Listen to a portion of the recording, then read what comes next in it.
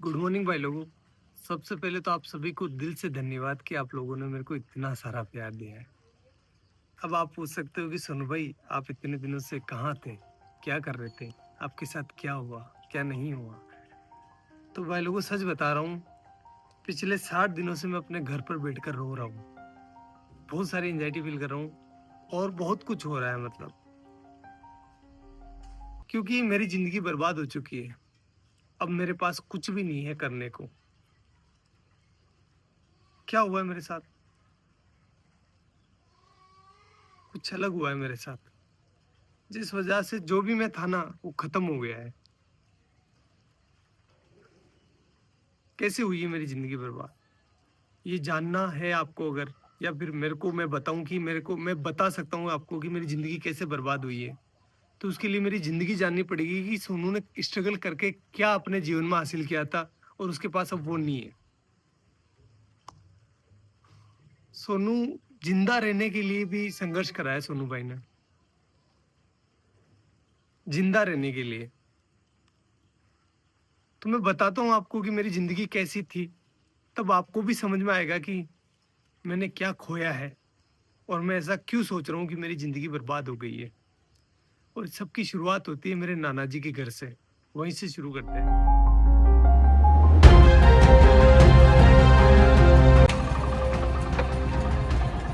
Guys, ये है मेरे नाना नानी का घर, जहां पर मेरा जन्म हुआ था। चलो अंदर चलकर देखते हैं कौन कौन है।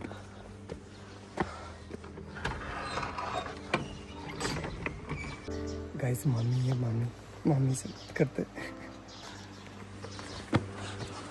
डॉग जी, मामी कैसे हो? बढ़िया, ठीक। क्या कर रहे हो? बढ़िया है, घर का सब तैयार है। हाँ, तैयार है, सब तैयार है। तो कुछ ऐसा दिखता है नाना नानी का घर। मेरा जन्म हुआ था यहाँ पर। पहले आपको पता है कि ना, हॉस्पिटल वगैरह नहीं जाते थे, मतलब बच्चे जो है वो घर पर ही हो जाते थे। तो मेरा भी जन्म ऐसे ही हुआ है। मम्मी, हम यहाँ कौन से कमरे में रहते थे पहले, जब मैं छोटा था ना, बच्चा था तब? इस वाले में। ये है वो रूम जहाँ पर हम बचपन में रहा करते थे, ये वाला। देखो आप, ये देखो, इधर इधर इधर इधर। इस वाले रूम में जो है भेड़ और बकरियों के बच्चे रहा करते थे, क्योंकि बाहर कुत्ते मार देते थे ना, इसलिए। और इस वाले पोर्शन में जो है मेरी बूढ़ी नानी, जो अब इस दुनिया में नहीं है, और मेरी मम्मी दोनों रहा करती थी। और यहीं पर हम जो है पले बड़े हुए हैं। एक्चुअली में हुआ क्या था गाइस कि यार, वो एल्कोहलिक थे, थोड़ा सा उनकी हैबिट थी कि उनको नशा लग गया था। तो फिर वो हमारी टेक केयर नहीं कर पा रहे थे अच्छे से। तो नाना नानी ने ये रिस्पॉन्सिबिलिटी ली कि हम जो है इन बच्चों को पालेंगे, अदरवाइज इनका क्या होगा। तो उन्होंने हमें यहाँ लेकर आए और यहीं पर जो है मम्मी अपना काम करती थी, साथ ही साथ हमारा पालन पोषण यहीं हो रहा था। तो मैं एक लाइन बोल सकता हूँ कि अगर मेरे नाना नानी नहीं होते ना, तो आज मैं या फिर मेरे बहन भाई हो सकता है कि इस दुनिया में नहीं होते। गाइस देखो, नाना जी का गांव कितना प्यारा है। खैर, फिर वो टाइम आया जब हमें ये घर छोड़ना पड़ा, क्योंकि यार गाइस देखो, नाना नानी कब तक पालेंगे, उनकी खुद की भी कोई जिम्मेदारी है, इसलिए फिर हमें यहाँ से जाना पड़ा। चलो अपन भी चलते हैं, लेकिन उससे आशीर्वाद ले लेते हैं। चलो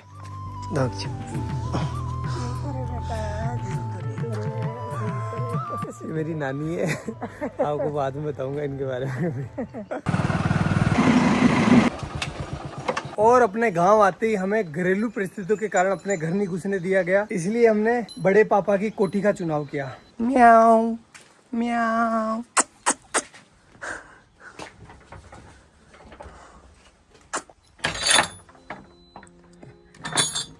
तो भाई लोगों, ये है हमारी कोठी, जहां पर हम 2 साल रुके थे। तो अगर मैं अपने 2 हाथ फैलाऊं ना, इतना ही डिस्टेंस है, ज्यादा नहीं है। इतनी ही इसकी लंबाई है और इतनी ही इसकी चौड़ाई है, ये देखो। और हाइट आप देख सकते हो, बस इतना ही है। मेरी हाइट थोड़ी कम है, इस वजह से यहाँ पर जगह भी कम रह गई थी। केवल यहाँ पर एक छोटा सा मचान बिछाने के लिए जगह थी। और ऊपर से जो है बरसात का पानी टिपकता नहीं था, बरसात का पानी गिरता था, क्योंकि ये छत है ना थोड़ी नीचे है। और यहाँ पर आप देख सकते हो नीचे जो इसका फर्श है ना, फर्श वो बना हुआ था गोबर और मिट्टी का। इस वजह से यहाँ पर कभी कभी सांप आ जाया करते थे, अपने घर बना लिया करते थे। और भाई लोगों, इस घर में हमें जिंदा रखने की जिम्मेदारी आ गई हमारे मम्मी के कंधों पर। और इस वजह से पहले भी काम किया उन्होंने, लेकिन उन्होंने 10 रुपए मजदूरी में काम चालू कर दिया। 10 रुपए में से 5 रुपए के वो हमारे लिए चावल लेकर आती थी। मैं लेकर आया हूँ आपको बताने के लिए कि उस टाइम कितने चावल आते थे। इतने चावल आते थे 5 रुपए के। तो इन चावलों से वो हमारा पेट भरती थी, तीनों बहन भाइयों का सॉरी, और खुद भूखी सो जाती थी कि मेरे बच्चों का पेट भर जाए, बस बहुत है, मैं तो निकाल लूँगी रात। और हम ना समझते उस टाइम, तो हम नहीं समझ पा रहे थे कि हमारी माँ जो है वो भूखी सो रही है। हम तो बस अपना पेट भरने का ध्यान दे रहे थे। लेकिन मेरी मम्मी जो है उस टाइम बिना कुछ खाए भूखी सो रही थी। एक जो कटोरी होती है आटे की, उसको संभाल के रख रही थी कि जब बुरा टाइम आएगा तो मैं अपने बच्चों को खिलाऊंगी। खुद कुछ नहीं खा रही थी, एक टाइम खाना खाती थी पूरे दिन में वो, और कंटिन्यूस काम कर रही थी वो।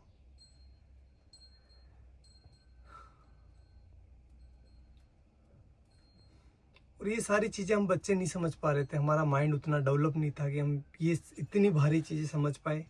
हम तो अपना पेट भरते, खेलते और अच्छे थे। मम्मी को ही पता है कि वो हमें कैसे जिंदा रख रही है। मदर इंडिया, यही तो मदर इंडिया है। सारे दुख खुद रख लेती है और अपने बच्चों तक किसी भी प्रकार की प्रॉब्लम्स नहीं पहुंचने देती है। बाबड़ी कोई का लोन भी मांग बनेगी दान की जाती कड़ू कई माती गणा दौरा तेना पड़िया। हाँ तेना गणा दौरा पड़िया रे भाई थारी मात तो सब्जी बेचती, लेडीज रहती, भाई दौड़ाती, तेन खुआती, बा भूखी रहती, भाई मार सोसरी भूखा। तना दूध पाइयो, तेन रोटी खुआई, गणी दोरी कमा कमारा, तो मात का दान की जाती। हाँ ते भरा का केवन के ते बली दूध ने भरे क्यों, मैं ते दिए किस कोई केवा गणा दौरा पहले तो बा।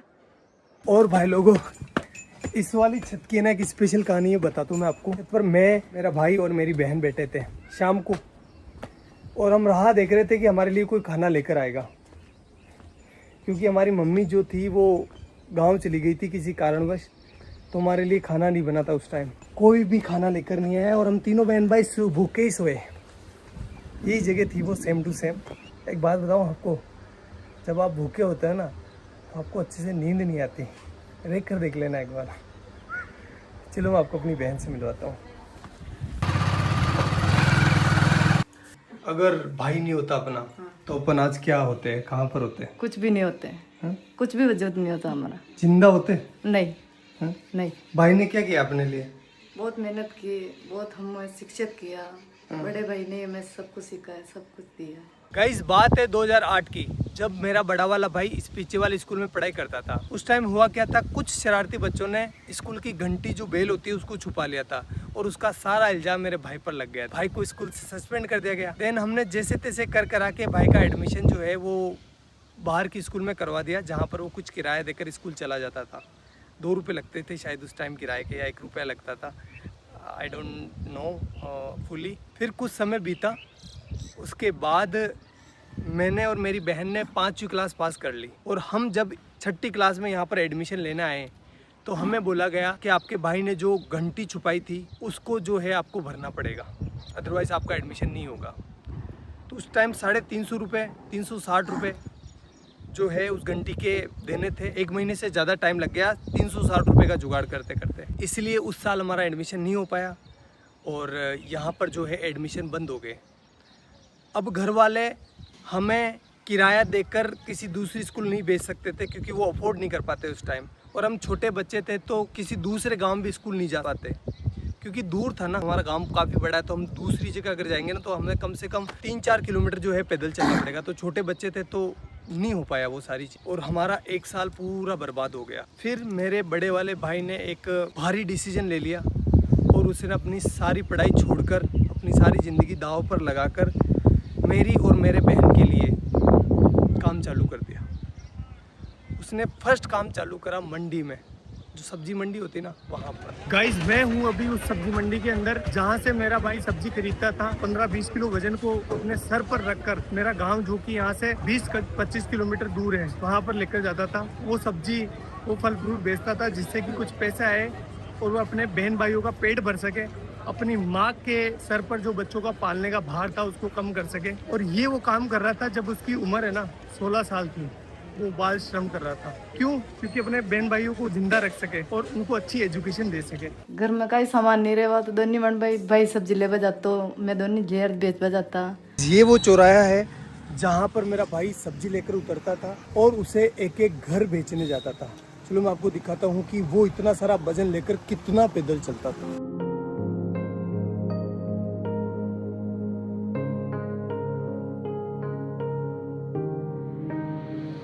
उस 20 किलो वजन को अपने सर पर रखकर इन घरों में घूम घूम कर सब्जियां बेचता था। इस काम में कुछ लोग पैसे नहीं देते थे, मतलब सब्जियां उधार ले लेते थे और फिर बोलते थे कल ले लेना, परसों ले लेना। भाई लोगों एक बार की बात है, सामने जो पाबूजी महाराज का मंदिर दिखाई दे रहा है ना, उनके बारे में ऐसा बताया गया, जो लड़के बैठे होते हैं ना चौराहे पर, बदमाश नहीं बदमोश उन्होंने ऐसा बोला कि मेला है पाबूजी महाराज का, तो इस दिन इस डेट को पाबूजी महाराज का मेला है, तो तुम अपनी सब्जियां और फल फ्रूट लेकर आ जाना यहाँ पर। तो हमने सोचा अच्छा है कि हमारा जो है फल फ्रूट बिक जाएगा और हमारा कुछ बेनिफिट हो जाएगा। हम आए तीनों बहन भाई, तो यहाँ पर आकर देखा तो कोई मेला नहीं था और उन्होंने थोड़े से हमसे फल फ्रूट ले लिए और हमको डरा धमका के भगा दिया। तो एट दी एंड धंधा जो है वो इतना अच्छा चल नहीं रहा था, इसलिए उस काम को भी हमें छोड़ना पड़ा। हमें नहीं, मतलब भाई को छोड़ना पड़ा।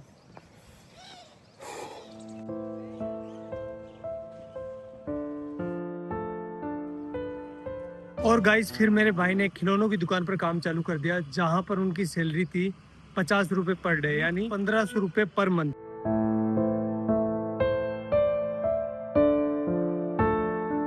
एक महीने बाद जब भाई की सैलरी आई तो उसने लगभग आधा भाग यानी 700 रुपए के आसपास मेरे और मेरी बहन के लिए बुक्स लेने में खर्च कर दिया, जबकि खुद काम पर फटे हुए कपड़े पहनकर जा रहा था। वो चाहता तो अपने लिए कपड़े ले सकता था ना, लेकिन नहीं लिए उसने। लेकिन हम खुश थे।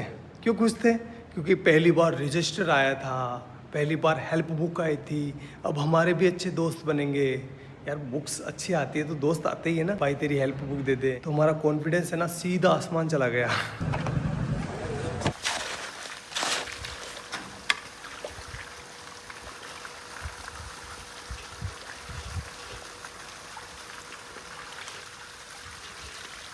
भाई लोगों अब मेरी बारी थी, जो भी मैंने लिया है ना उसको वापस रिटर्न करने की, इसलिए मैं काम करने लग गया। साथ ही साथ अब बड़ा हो गया था, इसलिए मैं अजमेर वाली स्कूल में जाने लगा बस से, और वो भी साइंस बायो पढ़ने। तो बताता हूँ मैं आपको ये मैंने कैसे किया। गाइस ये जो सामने सीमेंट की फैक्ट्री देख रहे हो ना, इसकी दीवार बनाई है ये वाली, ये गाइस ये मैंने अपने हाथों से डलवाई है। अब तो खराब भी होने लग गई, बताओ ये। भाग भाग सोनू भाग भाग भाग भाग। गाइस अब तो मैं भाग भी नहीं पा रहा हूँ। पहले ना इतना दूर, लगभग ये होगा 600 मीटर दूर, एक पूरा सीमेंट का कट्टा जो कि 50 kg वेट का, यहाँ पर पटक कर अपने कंधे पर, और एक साइड जो है ना वो चिमनी लगी हुई है, वहाँ से लेकर उस वाले कोने से जहाँ से अपन आए थे ना वहाँ पर लेकर जाता था। अरे भगवान, इसका ठेकेदार इतना खड़ूस था। जब मैं बोलता था ना, मैं छोटा था तो दर्द तो होता है यार, 50 किलो का कट्टा लेकर जाता था तो पेन हो रहा था मेरे को। तो मैंने बोला सर कि मेरे से ना ये लेकर नहीं जा पा रहा हूँ मैं इसको। तो बोला कि काम पर क्यों आया है, पैसे किस बात के मिलेंगे, ऐसे बोलते थे। करना पड़ता था भाई।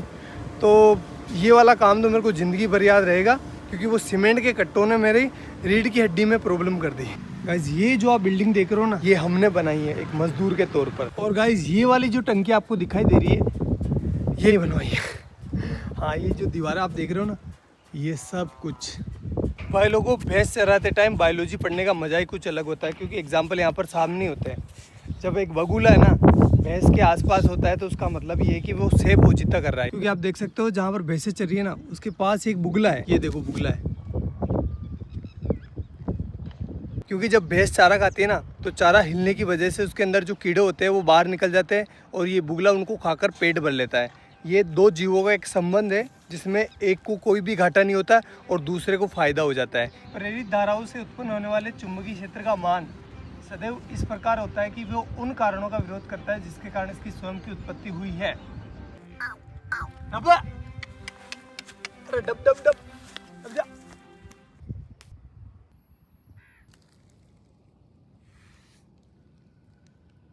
अब भाई लोगों, अब रिजल्ट का टाइम, लेकिन वो मैं यहाँ नहीं बताऊंगा, मैं बताऊंगा उस वाले पहाड़ के ऊपर। तो चलो चलते हैं। अरे काटे काटे है तो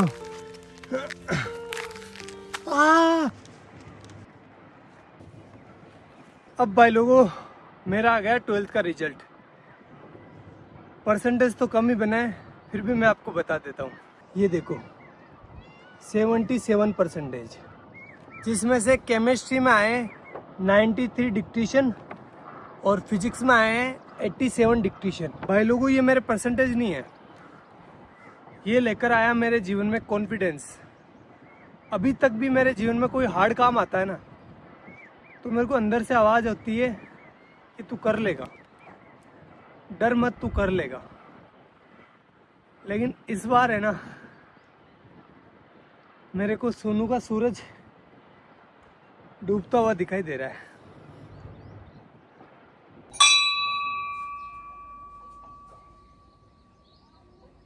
भाई लोगों, अब मैं टीचर बन चुका था, चलो क्लास लेकर आते हैं। हाइजेनबर्ग का अनसर्टेनिटी प्रिंसिपल, जिसके बारे में अपन बात करने वाले हैं। ठीक है, चलो बताओ कहाँ पर जाकर गिरेगा। कि जब एक मार्कर मेरे हाथ से निकला ना, तो ऑटोमेटिकली आपकी नजर जो है मार्कर के ऊपर होती हुई आपको पता चल गया कि मार्कर कहाँ जा रहा है। इसकी पोजीशन पहले ये कहाँ पर है वो पता है, और इसकी स्पीड पता है, और ये किस डायरेक्शन में जा रहा है पता है, तो अपन इसका पाथ डिसाइड कर सकते हैं। एक इलेक्ट्रॉन को ये वरदान दिया है, भगवान ने ऐसा हाथ रखा, जा बेटा जा, इस दुनिया में जा, और तेरी है ना कोई इंसान एक टाइम पर ना तो तेरी पोजीशन मतलब दोनों का एक साथ पता नहीं कर सकता।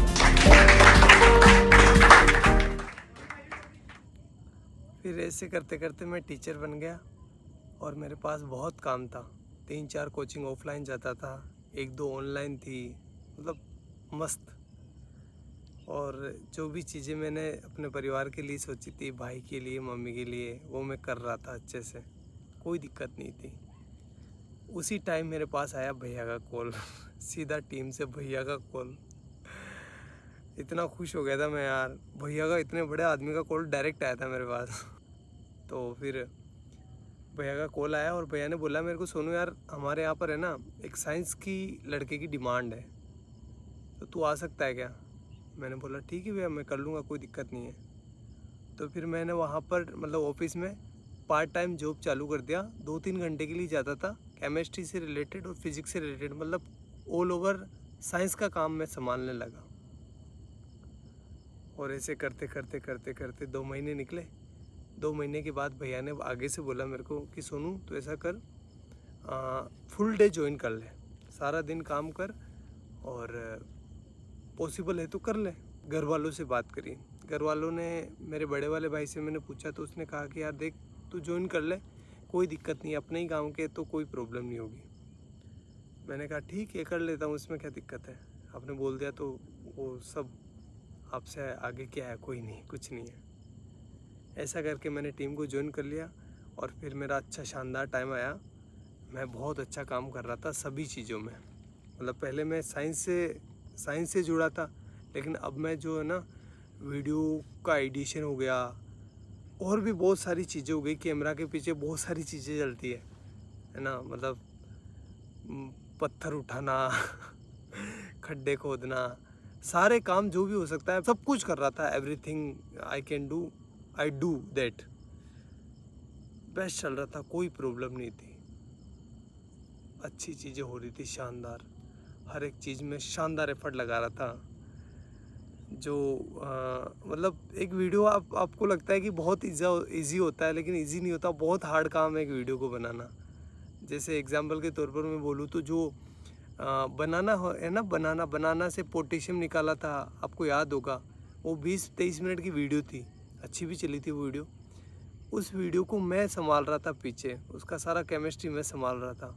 उस वीडियो को गाइस शूट करते करते 2 से 3 महीने निकल गए, इतना एफर्ट लगाया इस पर, और वो वीडियो चली भी सही, आपका प्यार भी दिखा उसमें।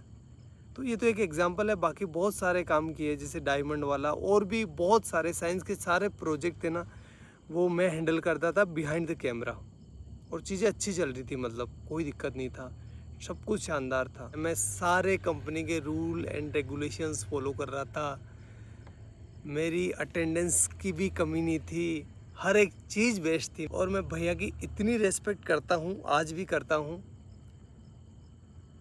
कि भैया के सामने कभी ऐसा टाइम था मैं चेयर पर नहीं बैठता था। मतलब मुझे लगता था कि नहीं, मेरी औकात नहीं इनके बराबर बैठने की। और आज तक मैं उनसे हैंडशेक नहीं करता। जब भी वो कुछ अच्छी चीज़ करते ना तो वो हैंडशेक करते थे। मैंने मतलब मेरा ऐसा था कि नहीं यार, भैया से हैंडशेक कैसे कर सकते हैं अपन। मैं उनके पैर छूता था, इतनी इस लेवल पर रेस्पेक्ट कर रहा था मैं। सब कुछ चीज़ें शानदार चल रही थी, कोई भी प्रॉब्लम नहीं थी किसी भी प्रकार से। अभी 2-3 महीने पहले ही मेरे साथ कुछ ऐसा हुआ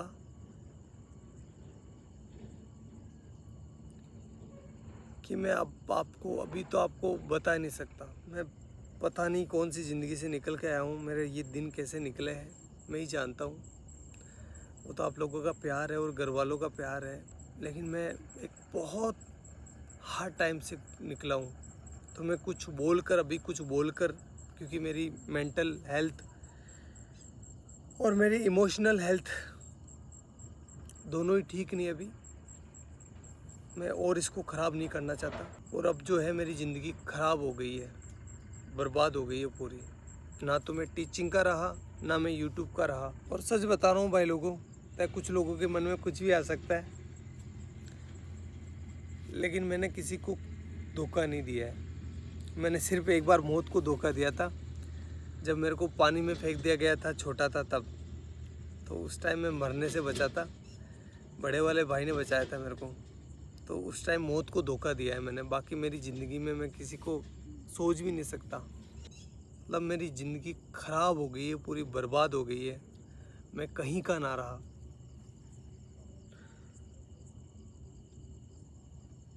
लेकिन घर वालों को वो चीज़ें नहीं दिखा सकता मैं। वो मेरी वजह से परेशान हो रहे थे, और आगे से मैं रहूँगा भी नहीं। ना तो आपके सामने रहूँगा, ना घर वालों के सामने रहूँगा। और साल भर तक मैं ट्राई करूँगा, अगर मेरे से ये हो जाता तो ठीक, अदरवाइज़ मैं जो है वापस अपने एजुकेशन फील्ड में चला जाऊँगा। और साथ ही जो है अपनी एजुकेशन को भी सुधारूँगा। और साथ ही ये करके देखना पड़ेगा, सिचुएशन ऐसी हो गई है कि मेरे को करना पड़ेगा, क्योंकि मैं क्या करूँगा अब। और आगे आने वाले टाइम में बताऊँगा मैं आपको कि मेरे साथ क्या हुआ है, लेकिन अभी मेरे को माफ़ करना, मैं नहीं बता सकता। मैं वापस वो डार्क टाइम नहीं देखना चाहता। आगे जाकर बताऊँगा, मैं पक्का बताऊँगा, लेकिन अभी नहीं। हाथ जोड़कर रिक्वेस्ट है।